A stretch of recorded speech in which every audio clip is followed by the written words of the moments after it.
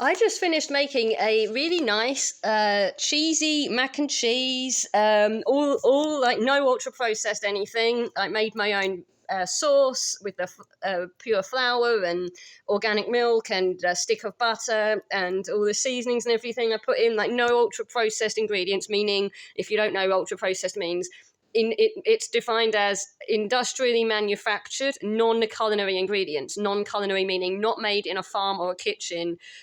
Throughout history, no traditional kitchen would produce these chemicals. Whereas yeast, fermentation stuff like yeast and vinegar, these are all minimally processed. They're not ultra processed. And then anything you make from those is not ultra processed either. Like you make your own pizza without any chemical additives invented in the 1900s, chemically manufactured. Instead of things that you would make in a normal kitchen. That's ultra processed, right? So since I've been eating like that, I lost all the weight I had gained in 2023 and more than that, and got down to a weight that is like my ideal weight range. And I'm trying to gain muscle. So I've been trying to gain muscle and tone up, partly because I have a tiny bit of loose skin. Not trying to be indecent or anything. I don't know if you can really tell, but when I do certain moves, you can see it's like wrinkly. The skin is all wrinkly. It's not really bad because I didn't like lose loads and loads, but I still have a bit of loose skin. So I'm trying to firm up, and it's just healthier also. And I already knew that when you gain muscle, when you replace fat with muscle, even if you don't increase your overall weight, if you replace some fat with muscle, your appetite will increase because you need more calories. What I did not anticipate was how much of a difference that makes, because I'm now since I've been working out with like muscle bearing exercises as well as just cardio, suddenly like I'm really hungry, way more compared to what I was before, because I'm a very small person with small calorie needs, so I don't really need that much food anyway, but like the difference has been big. And I've realized like, no, the reason why, for some reason I was looking on the scales thinking, oh God, I bet I gained a bunch of pounds. I must have gained like loads of weight. And I keep expecting that, and it's not happening. I'm staying at about I'm fluctuating the same few pounds I normally fluctuate through since I reached this sort of weight. Like I fluctuate the same amount. And I'm thinking, why am I not gaining weight? And I've realized like, it's because I happen to be eating the exact right amount for my current calorie needs. And it's just without having to calorie count, without working out, these are how many more calories I'm burning a day. These are how many more calories I'm burning this week. So this is how many more calories I need, because I don't even count calories. At this point, I don't know how many calories I eat. At this point, I've realized when you are eating no ultra processed and entirely traditionally made food, including cakes and chocolate, make it all yourself, make your own crisps.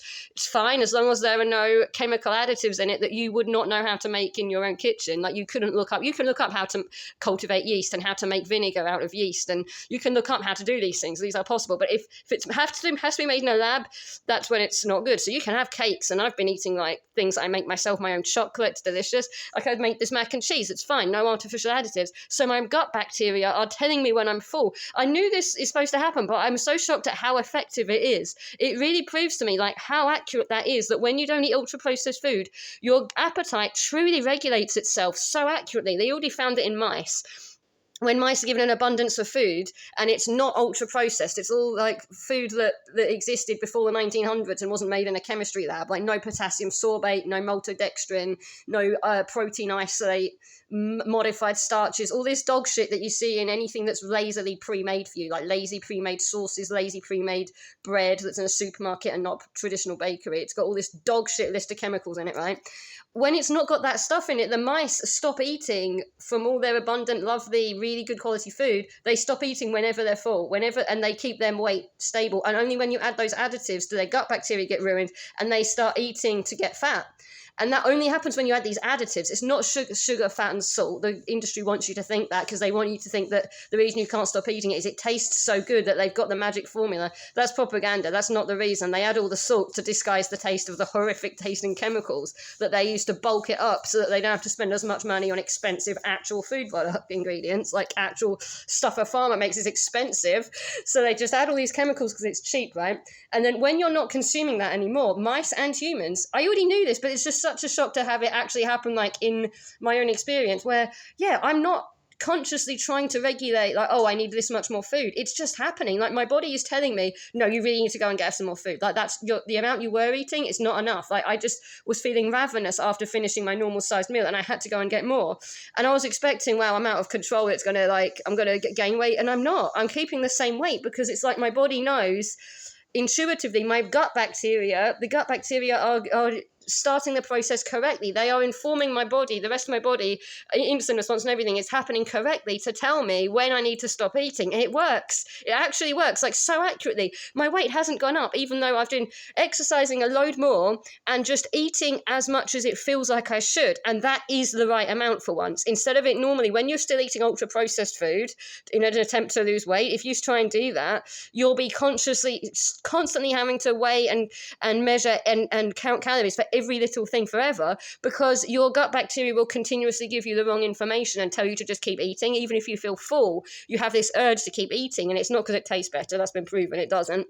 If you keep everything else the same, it doesn't taste better. But your gut bacteria will keep giving you signals that you haven't had the food you need, you haven't had the nutrition you need, because they're all ruined. The delicate balance of your gut bacteria are being ruined. And but I'm just so shocked it really works. And I'm about to eat this delicious mac and cheese, and I can eat all this stuff now. And I know that if I'm hungry after eating it, and I'm truly hungry, I'll go and I'll eat some more, and I've got trust in myself now. I've just got enough experience of it lasting these weeks where even if I feel like, oh, I must be eating too much, I'm not. Like, my body just knows when it's had enough to eat now. It's amazing. And yeah, like, it really works. I can't promise for everyone. Some people have genetic conditions where their satiation is affected by other things, but most people, we just can't stop eating normally because of the ultra-processed chemicals ruining our gut bacteria. That's the only reason. And you get rid of that, your body actually tells you when to stop, and it works, and you don't gain more weight than you're supposed to for your health. Like, it's amazing. It's absolutely amazing.